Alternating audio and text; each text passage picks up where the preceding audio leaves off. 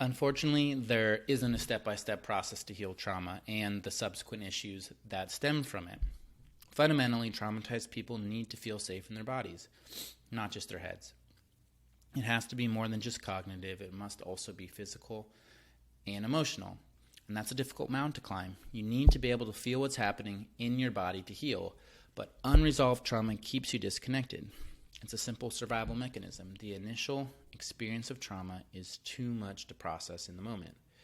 So you subconsciously sequester the feeling of part of yourself, or you isolate it to a part of yourself, and you cut it off from the whole, so it can't hurt more than it already has.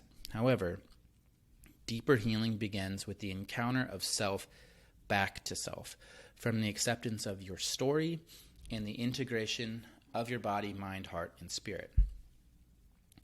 Knowing what you're sensing, how you're breathing, what emotion you're feeling, or simply being present to your body makes you more conscious of when something's happening.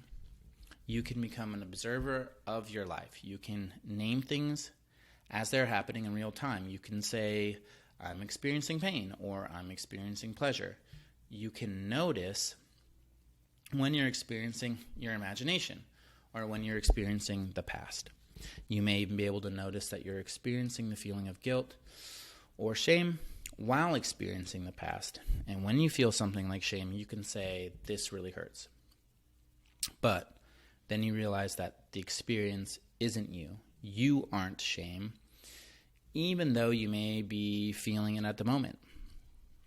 From there, you can compassionately accept yourself where you are in your healing journey, knowing where you've come from and where you're going. And at that point, you may realize that you have the ability to choose your response to your stressors, which in turn keeps your body from getting hijacked by the trauma. It keeps you in the driver's seat of your body. The biggest struggle for people dealing with trauma is that they don't own themselves anymore. They've surrendered a part of themselves to an experience. Their attachment to the experience shapes their identity and how they see themselves. Harsh words or even loud sounds can take over their physiology.